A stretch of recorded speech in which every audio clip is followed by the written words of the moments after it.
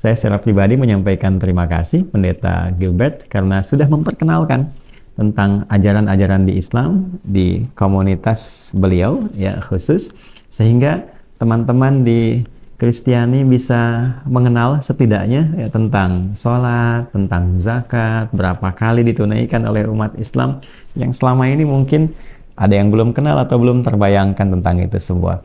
Semua hamba-hamba Tuhan yang bilang gak usah bayar per bulan, gak apa-apa, bayar 2,5, gak usah 10%, 2,5, tapi sembayangnya 5 kali sehari.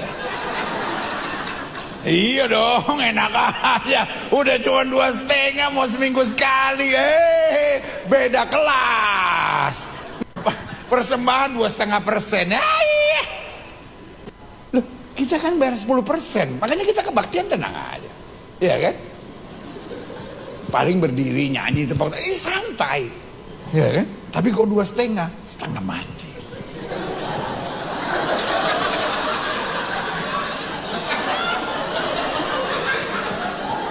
Yang paling berat terakhirnya mesti lipat kaki. Nggak semua orang bisa. Iya kan? Kaki mesti dilipat, ayah.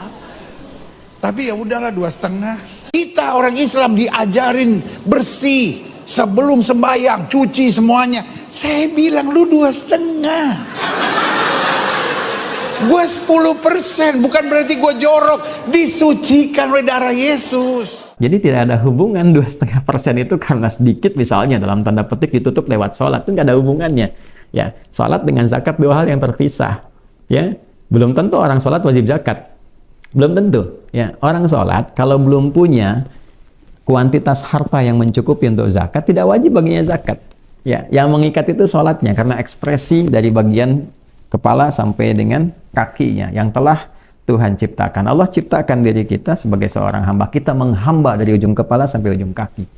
Karena itu bukan sekedar berdiri, ya, tapi kita turunkan dari ujung kepala sampai ujung kaki kita, menempel telapak tangan sampai ke kaki, sampai bagian terhormat kita di kening untuk menunjukkan kita hamba. Jadi dari ujung kepala sampai ujung kaki kita menghamba secara fisikal. Makanya diikat wajib sholat itu ya dilakukan sepanjang hidup. Dalam keadaan apapun, nggak bisa berdiri duduk, nggak bisa duduk berbaring dengan isyarat, karena untuk menunjukkan kehambaan kita dari hidup sampai menjelang wafat. Kalau sudah tak mampu sholat ya disolatkan. Dari mata masih membuka sampai mata sudah tertutup, ya. Jadi terbukanya sholat, setelah tertutup disolatkan. Nah itu ya hikmahnya. Adapun korelasi dengan zakat itu tidak ada kaitan secara langsung sholat menutupi zakat atau sebaliknya, nggak ada. Ya, zakat itu ibadah terpisah. Ya, skemanya adalah skema sosial dengan tujuan yang tadi telah disampaikan. Jadi bukan karena 2,5% ditutup dengan 5 waktu dalam sholat 17 rakaat, nggak ada hubungan. Ya, sekali lagi, orang yang sholat belum tentu dia zakat kalau belum masuk nisabnya, punya kecukupan harta yang harus dikeluarkan, belum masuk haulnya, durasi waktu yang bisa dikeluarkan. Sebaliknya, orang zakat sebesar apapun nggak sholat, salah dia, dosa, tetap dosa. Jadi di Islam tuh nggak bisa sholat ditutup zakat, nggak bisa, sholat ditutup infak nggak bisa. Ya, bahkan orang mau infak harta dia sebumi untuk tutup sholat itu nggak bisa, tetap sholat, karena sholat itu ada persamaan di dalamnya. Mau kaya, mau miskin, mau crazy rich, ya, mau rich yang tidak crazy, mau crazy yang tidak rich dan sebagainya, ya, sepanjang masih punya sifat penghambaan, semua sholat dengan cara yang sama. Ya, presiden dengan rakyat caranya sama, sujudnya sama, berapa bagiannya sama, karena statusnya disamakan sebagai hamba. Ya kan? Nah, ketika masuk lingkup sosial, aspek-aspek manfaat dari segi harta keluarlah skema tadi. Nah, jadi ini tidak ada kaitan jumlah ya 2,5% dengan sholat secara langsung, tidak ada. Yang ada kaitannya adalah semuanya adalah pembuktian keberhambaan kita kepada Allah. Nah, untuk pengetahuan bagi teman-teman di non-muslim, di Islam itu aspek ibadah secara umumnya dibagi 3 bagian. Ibadah fisik, seperti sholat, ini fisik saja, tidak ada harta di dalamnya.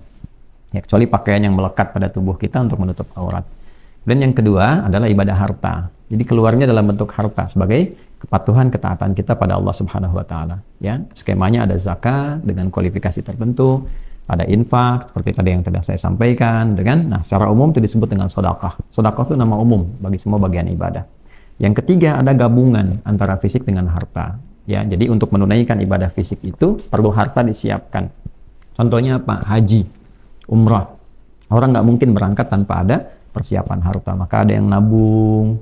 Masya Allah di daerah itu investasinya dari mulai tanah dibeli, berapa tahun dijual hanya untuk bisa umrah, bisa haji, gitu kan? Nah, ketika sampai ke sana ibadahnya ibadah fisik.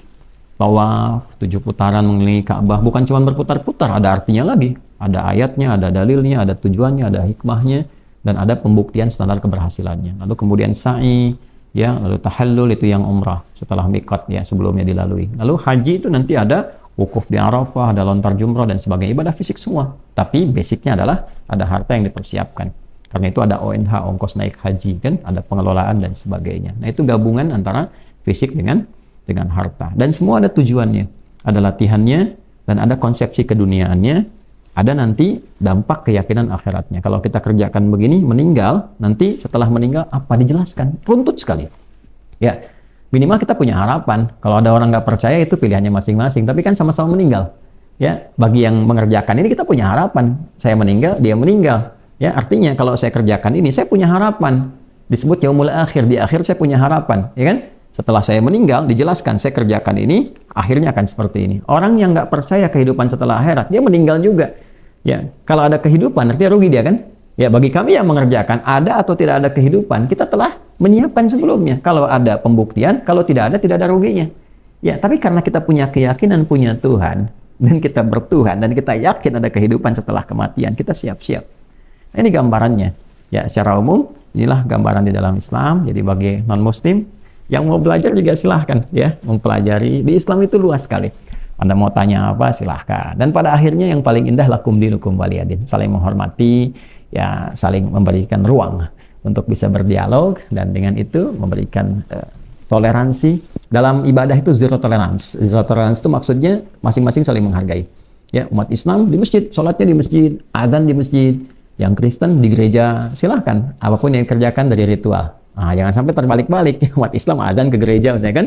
Nah, jadi dibalik dan seterusnya. Silahkan, tapi saling menghormati. Dalam konteks ibadah sosial, semua bekerja sama.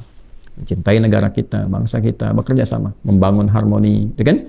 Kemudian bekerja sama membangun, bersikap yang baik. Jadi apapun posisinya. Dan itulah pembuktian nilai-nilai kemuliaan dan value keislaman kita dalam konteks berkehidupan. Itu yang disebut dengan rahmatan lil alamin. Jadi sekali lagi terima kasih Pendeta Gilbert ya untuk pengenalannya terhadap jemaatnya. Nah, sehingga dengan itu saya pribadi punya ruang untuk menerangkan kepada umat Islam ataupun non-muslim yang ingin mengetahui, ingin mengenal.